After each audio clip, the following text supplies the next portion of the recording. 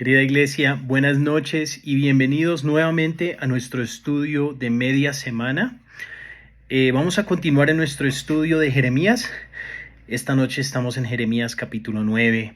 Pero antes de empezar, como muchos de ustedes saben, hemos tenido el placer de tener a mis papás aquí visitándonos desde la semana pasada y ha sido de gran bendición. Hoy estuvimos corriendo con ellos y los niños, disfrutando de los últimos días que tienen aquí todavía en Colombia. Así que estamos muy alegres, estamos muy contentos de este tiempo que hemos podido pasar con mis papás y orando que la voluntad perfecta de Dios se haga en la vida de ellos, y si es la voluntad que ellos puedan regresar aquí a Colombia, que así sea, que Él abra las puertas. Pero antes de empezar, ¿por qué no oramos? Señor, te damos gracias, Padre, por esta noche. Te doy gracias, Señor, por tu palabra. Padre, por tu amor, por tu fidelidad, Señor, por tu paciencia con nosotros. Te he pedido, Señor, que tú bendigas esta noche en la palabra. Guárdanos, Señor, ayúdanos. En el nombre de Jesús oramos. Amén. Como les dije, queridos hermanos, estamos en Jeremías capítulo 9. Y como pasó en el estudio de la semana pasada, al mismo tiempo yo quería combinar el 8 y el 9, pero por lo que estábamos de viaje, decidí hacer un estudio más corto, y este va a ser corto también, por lo que el capítulo es corto y va muy en línea con lo de la semana pasada. Nosotros vimos en el capítulo 8 el llanto, el dolor del profeta por la terquedad del pueblo y la necesidad de reconocer que necesitan a Dios. Y como no querían, se engañaban a ellos mismos, querían seguir viviendo en esa mentira. Y entonces este capítulo nos lleva en la misma línea, el llanto de Jeremías y la verdadera sabiduría. Ese es el tema de este capítulo. Pero como les dije, en capítulo 8 Jeremías nos mostró la terquedad del pueblo y cómo herida estaba la nación. Ahora en Jeremías capítulo 9, el llanto se intensifica, se vuelve aún más pesado, el llanto de Jeremías. ¿Sabías que Jeremías es conocido como el profeta llorón? ¿Por qué? Lo vamos a ver y lo vamos a entender de esta forma.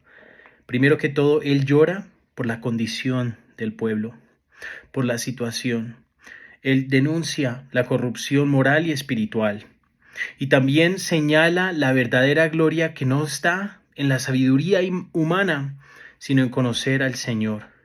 Este capítulo se puede dividir en 4 diferentes partes: el llanto del profeta, la corrupción del pueblo, el juicio inevitable y la verdadera sabiduría, que es conocer al Señor. Empecemos en el primer versículo. Y dice: si tan solo mi cabeza fuera una laguna y mis ojos una fuente de lágrima, lloraría de día y de noche por mi pueblo que ha sido masacrado. Desearía poderme marcharme y olvidar a mi pueblo y vivir en una choza para viajeros en el desierto, pues todos ellos son adúlteros, una banda de mentirosos y traicioneros. Versículo 3. Mi pueblo invoca sus lenguas como arcos para lanzar mentiras, y se rehúsan a defender la verdad. Solo van de mal en peor. Ellos no me conocen, dice el Señor.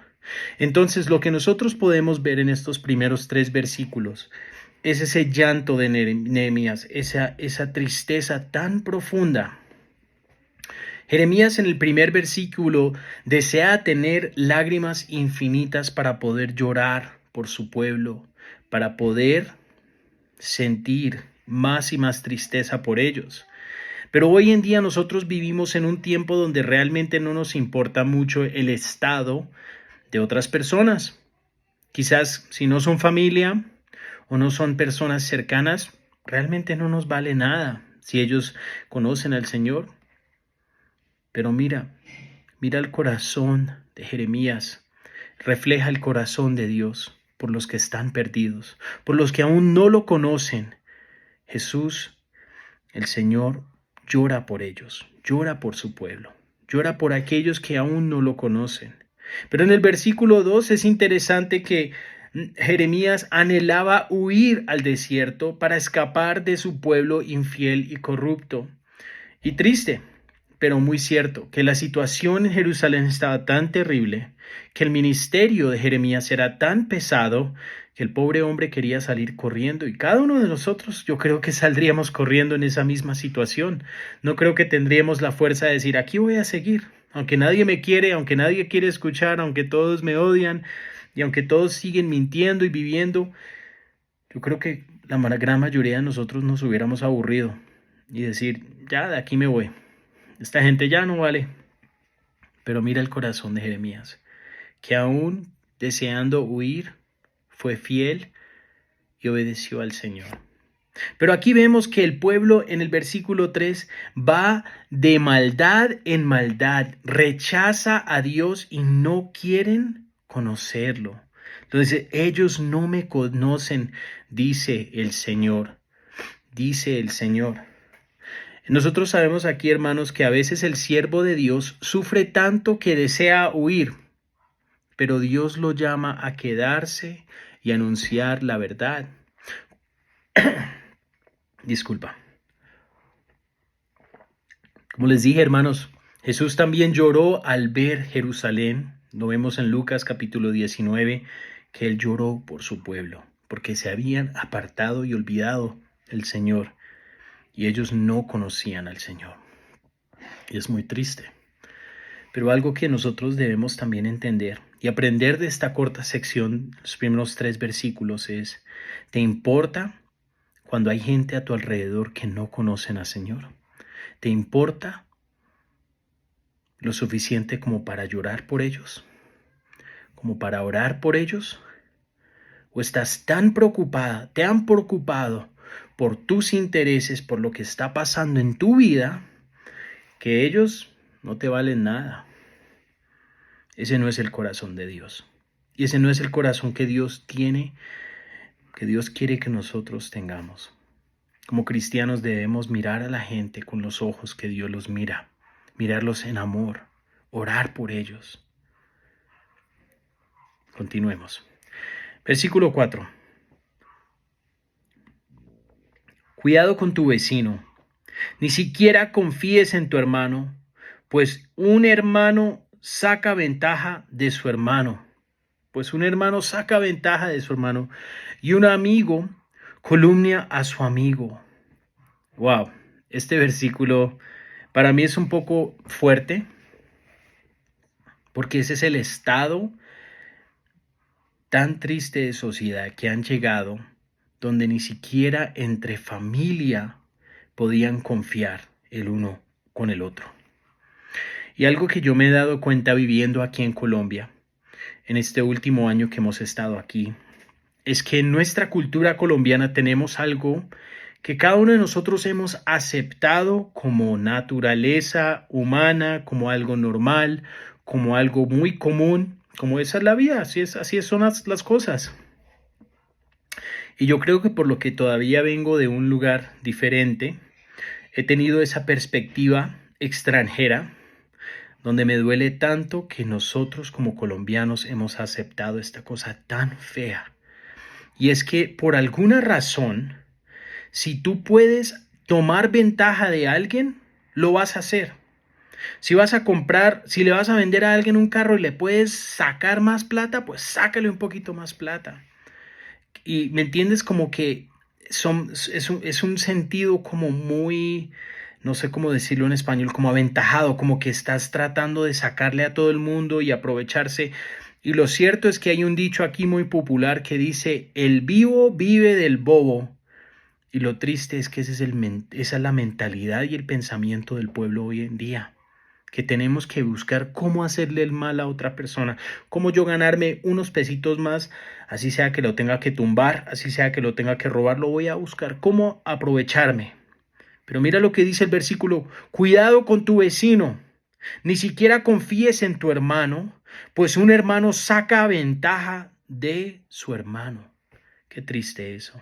que lleguemos a estar en una comunidad, estemos a estar en un pueblo donde ni siquiera podemos confiar de nuestra propia familia. Hermanos, ese es el resultado de no conocer al Señor. Ahí es donde nos lleva. Continuemos. Versículo 5. Todos se engañan y se estafan entre sí, ninguno dice la verdad, con la lengua entrenada a fuerza de práctica dicen mentiras, pecan hasta el cansancio. Versículo 6. Amontonan mentira sobre mentira y rechazan por completo conocerme, dice el Señor. Nuevamente vemos que la mentira y la verdad, la mentira se ha vuelto parte de la cultura. Todo el mundo miente y miente y miente. Y tristemente nosotros podemos mirar hoy en día nuestra comunidad. ¿Hay verdad en nuestra comunidad? ¿Nos estamos hablando en amor y en verdad o solo mentiras? Pero ¿qué es lo que pasa? ¿Cuál es el resultado de esto? ¿Por qué están pasando las cosas? Porque me rechazan por completo reconocerme, dice el Señor. Ese es el problema.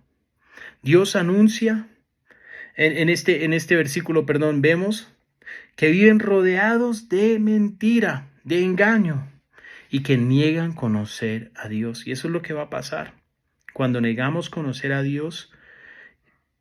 ¿Por qué? Porque Él es la fuente de verdad en nuestra vida. Él es la fuente de verdad en este mundo. Si quitamos la verdad de nuestra vida, si quitamos la verdad de nuestra sociedad, de nuestra comunidad, solo van a quedar mentiras. Y vemos el pueblo en ese estado terrible. Versículo 7 dice, por lo tanto esto dice el Señor a los ejércitos celestiales, mira, los derretiré en el crisol y los probaré como el metal. ¿Qué más puede hacer con mi pueblo? ¿Qué más puedo hacer con mi pueblo? Y aquí vemos que Dios va a probar y a purificar. Nosotros sabemos que hay un remanente que va a permanecer después de que Israel sale en cautiverio a Babilonia. A través de esa prueba, a través de esos años de cautiverio, va a haber una prueba, va a haber una purificación y va a haber un remanente. Pero aquí dice que los va a probar como metal. Versículo 8, continuemos. Dice, pues sus lenguas lanzan mentiras como flechas envenenadas. Dicen palabras amistosas a sus vecinos, mientras en el corazón traman matarlos. Tremendo, tremendo. ¿Cuántas personas no has conocido? O de pronto tú has estado en esta situación donde ves a alguien, puede ser que lo ves en la iglesia, o de pronto lo ves en algún lado y no te cae bien. Uy, esta persona no te cae bien para nada, ni lo detestas, ni lo puedes ver, pero de alguna situación pasa donde estás enfrente de ellos y tienes que hablar con ellos. Y tú solo sonríes y dices, hermano, ¿cómo estás? Que Dios te bendiga, qué rico verte. Te ves flaco, te ves hermoso, te ves linda, te ves esto, tu pelo está hermoso. Empezamos a lanzar mentiras mientras en nuestro corazón estamos por ahí, Dios, sácame de esta, si no puedo estar al frente de esta persona. Pero debemos tener mucho cuidado de no tener esa doble mente, de no tener ese doble corazón y de no tener una máscara puesta. Debemos llegar a la raíz. Señor, ayúdame a entender por qué no puedo con esta persona. Ayúdame a no ser un hipócrita.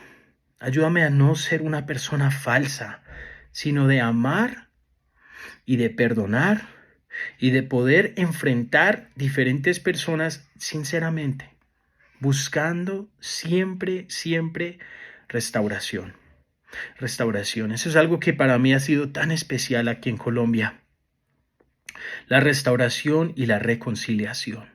Porque muchas veces nosotros podemos decir, sí, yo lo perdoné, pero no lo quiero ver ni de lejos, ni en fotos lo quiero ver. Lo perdoné, pero no quiero.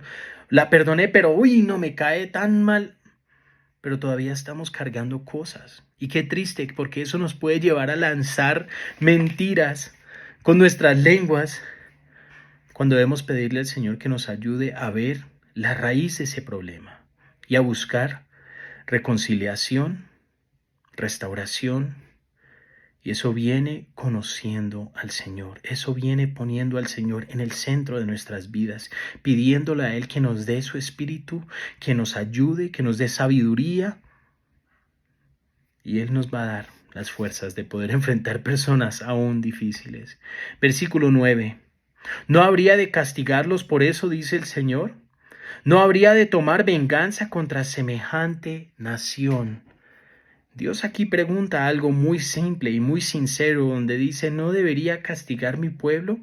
Aquí te mostré los recibos, aquí te mostré el estado del pueblo. Respóndeme, ¿no debería castigarlos? Yo creo que cualquiera de nosotros podemos ver desde afuera, sí, merecían ser castigados. Cada uno de nosotros podemos reflexionar en nuestra propia vida y decir, sí, Señor, merecemos ser castigados. Pero la gracia de Dios es algo hermoso. Aquí vemos que el pecado principal no es la violencia.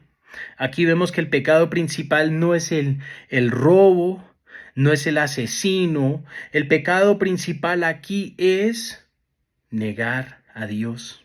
Ellos negaron a Dios, rechazaron por completo reconocer a Dios. Dijeron, no, no lo conocemos. Ese es el pecado principal. ¿Y qué resulta eso? Resulta veneno y amargura saliendo de su boca. En Romanos capítulo 3, versículo 13 al 18, describe una corrupción igual. De su boca está llena de maldición y amargura. Y nosotros podemos ver que cuando estamos lejos de Dios, muchas veces lo primero en cambiar es la forma que hablamos. Muchas veces cuando estamos lejos del Señor, ahí es cuando empezamos a hablar como el mundo, empezamos a mentir, empezamos a mandar ese veneno, pero debemos estar cerca al Señor. Continuemos. Versículo 10. Dice, lloraré por las montañas y gemiré, creo que es gemiré, por los pastos del desierto, pues están desolados y no tienen vida. Ya no se escucha el mugido del ganado, todas las aves y los animales salvajes se han huido. Mira lo que dice en versículo 11, haré de Jerusalén un montón de ruinas, dice el Señor, y será un lugar frecuentado por todos, por chacales. Las ciudades de Judá serán abandonadas y nadie vivirá en ellas.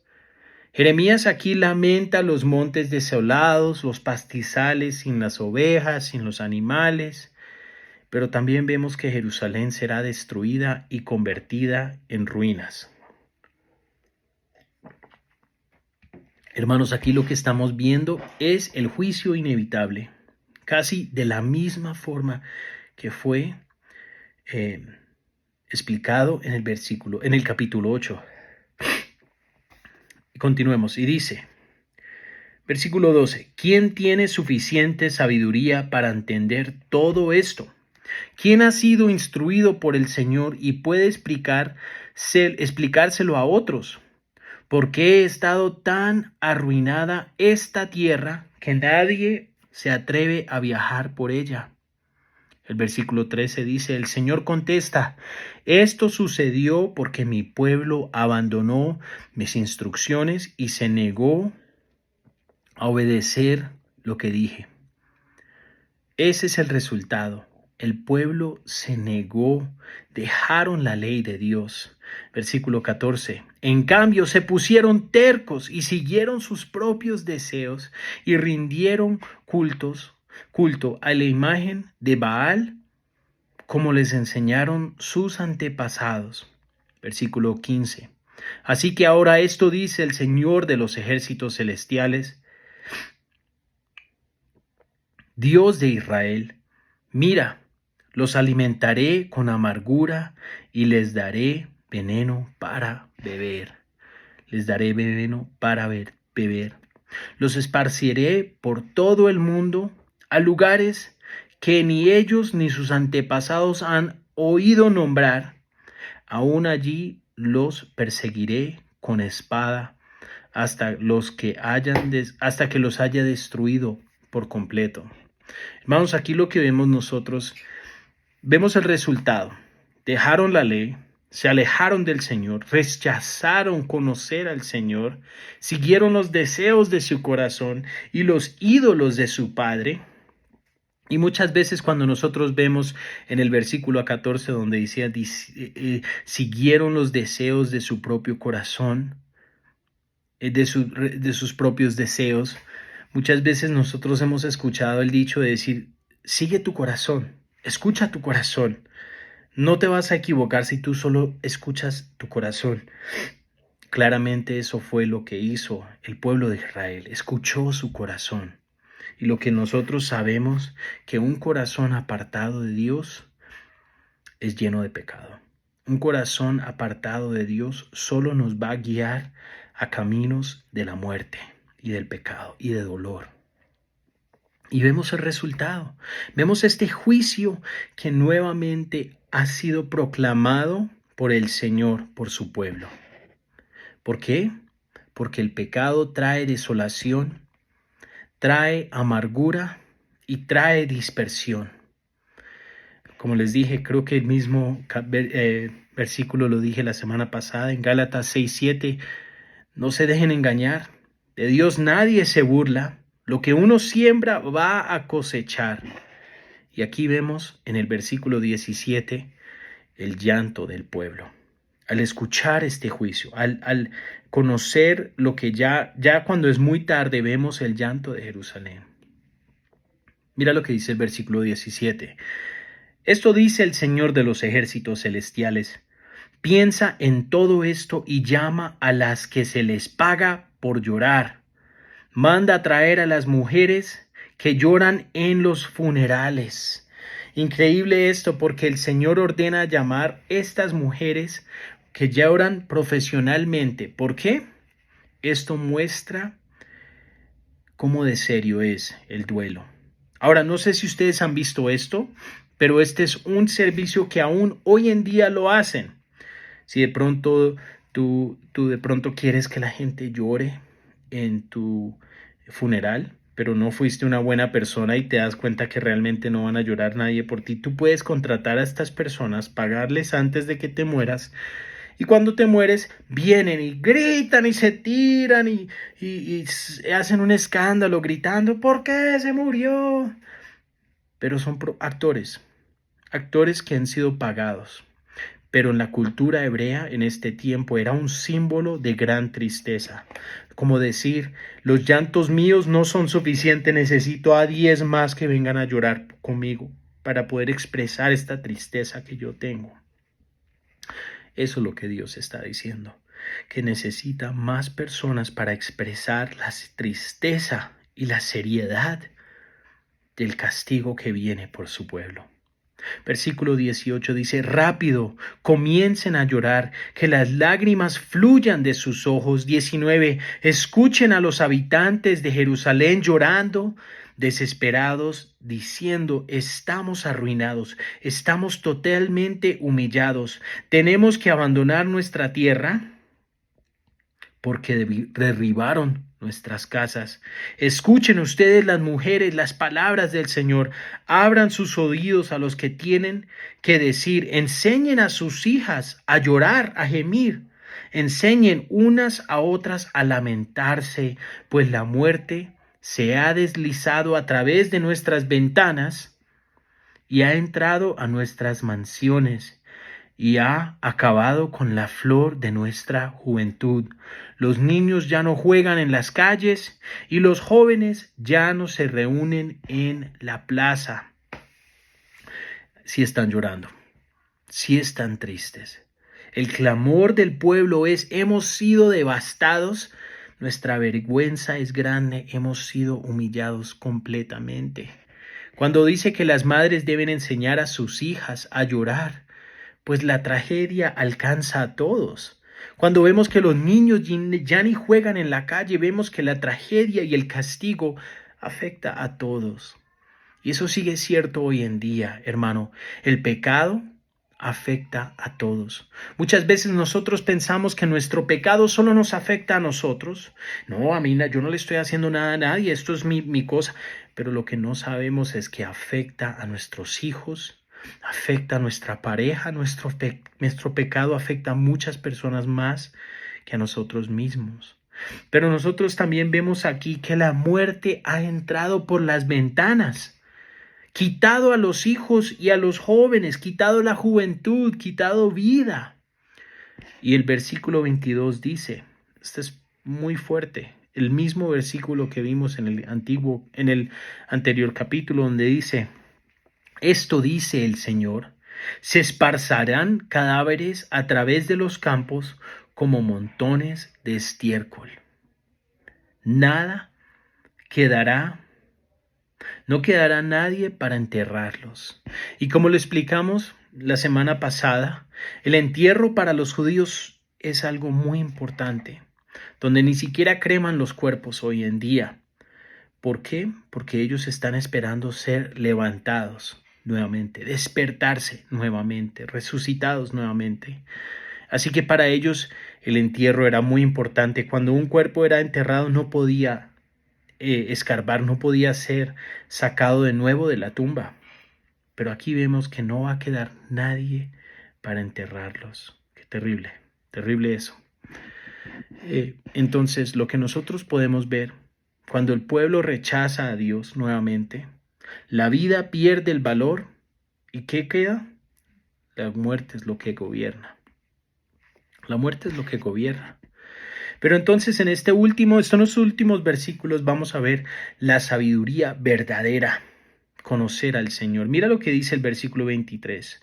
Esto dice el Señor, no dejen que el sabio se jacte de su sabiduría, o el poderoso de su poder, o el rico de sus riquezas, pero los que desean jactarse, que lo hagan solamente en esto, en conocerme verdaderamente y entender que yo soy el Señor, quien demuestra amor inagotable y trae justicia y rectitud a la tierra, y que me deleito en estas cosas. Yo, el Señor, he hablado.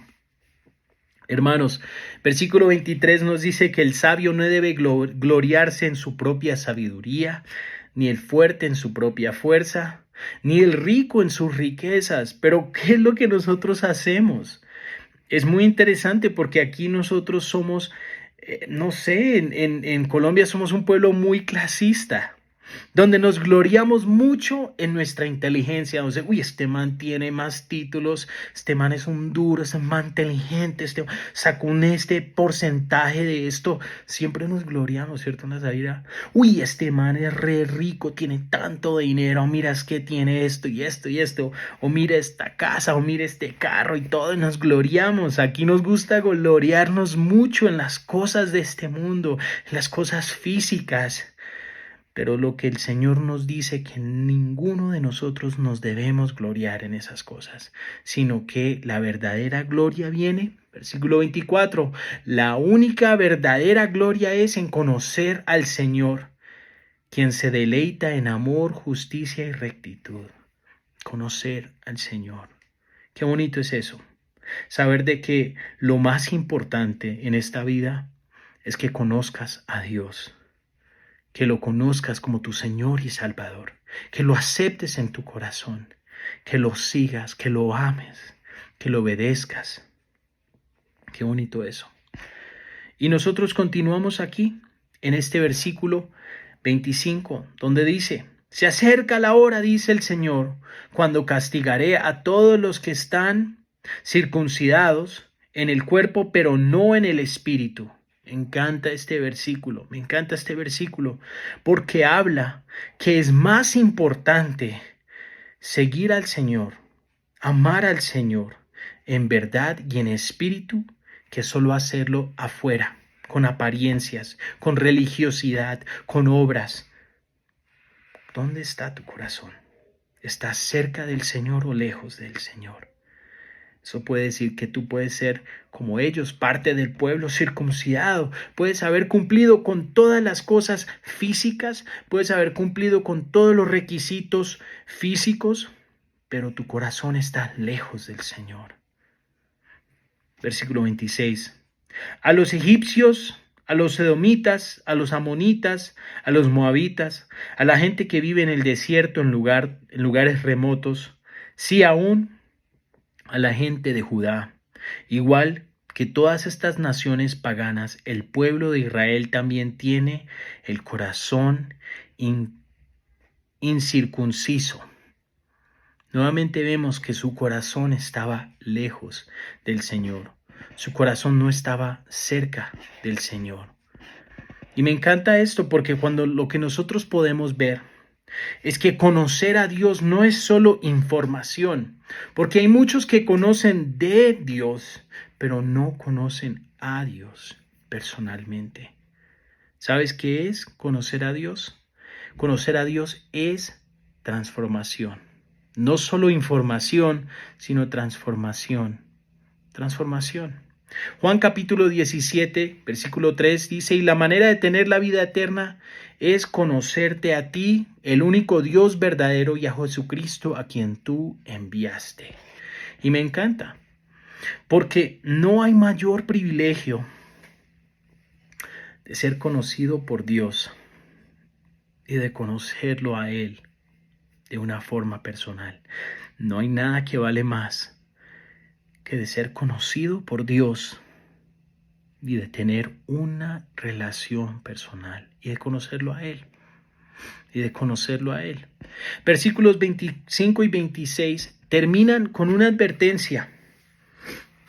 No basta con los ritos, no basta con las cosas exteriores que nosotros hagamos cuando habla de la circuncisión. Lo que importa es el corazón, lo que importa es cómo está nuestro corazón. Romanos capítulo 2, versículo 28 dice, un verdadero judío es cualquiera que tenga el corazón recto delante de Dios. El verdadero creyente, la verdadera persona que ha sido transformada es una persona que tiene el corazón recto delante de Dios. No es lo que está afuera, no es lo que está en nuestro exterior, ni lo que cumplimos físicamente por decir, voy a la iglesia, yo hasta doy dinero, ¿me entiendes? Podemos hacer una larga lista de cosas que de pronto hacemos para ganarnos la salvación, pero nunca la podremos obtener en nuestros propios fuerzas y esfuerzos. Pero entonces, Jeremías capítulo 9 es un llamado fuerte y profundo, primero que todo, a llorar por el pecado y no ignorarlo. Nuevamente recordamos cuántas personas solo ignoran el pecado. Hay que llorar, hay que orar, hay que pedir a Dios que nos ayude. También hay que reconocer la corrupción que está en nuestra vida, en nuestra familia, en nuestra comunidad y volver al Señor, reconocer al Señor, buscar más de Dios. Y tercero, entender que la verdadera sabiduría y que la verdadera vida no está en riquezas, ni en poder, ni en sabiduría humana, sino en conocer al Señor. Oremos. Señor, te damos gracias, Padre, por esta palabra. Y pedimos, Señor, que tú hablas a nuestros corazones, que podamos ver áreas en nuestras vidas donde, Señor, nos estamos alejando o enfriando, Señor. De pronto nuestra lengua está llena de mentiras, Señor. De pronto nuestro corazón está frío y alejado.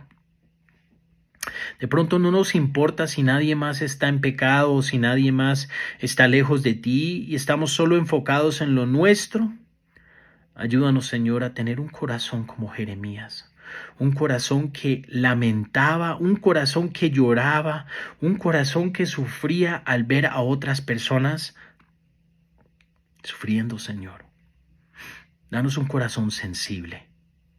Danos un corazón que no es egoísta, que no busca solo lo suyo, Señor, sino busca traerte gloria a ti, Señor, sino busca amar a otros de la forma que tú nos amas, Señor. Ayúdanos, Señor, Sigue hablando a nuestros corazones. Te agradecemos por esta palabra, por esta fuerte advertencia en nuestra vida, Señor. Te pedimos que nos ayudes, Señor, a conocerte más cada día, a buscar de ti más cada día. Te amamos, te alabamos y, Padre, traemos toda la gloria, toda la honra a tu nombre, Señor. Gracias, Señor, por lo que haces en nuestra vida. Gracias, Señor, aún por las dificultades. Gracias, Señor, que tú nos pruebas y nos estás purificando y refinando, Señor, aún en las pruebas, Señor. Te amamos, Señor, y te alabamos, Padre. Que en nuestros labios solo salga verdad, solo salga amor, Señor. Ayúdanos, Señor. En el nombre de Jesús oramos. Amén. Buenas noches, querida familia. Nuevamente los invitamos. Este domingo vamos a seguir en Juan capítulo 3 y va a ser un tiempo espectacular. Que Dios los guarde y los bendiga. Bendiciones, hermanos.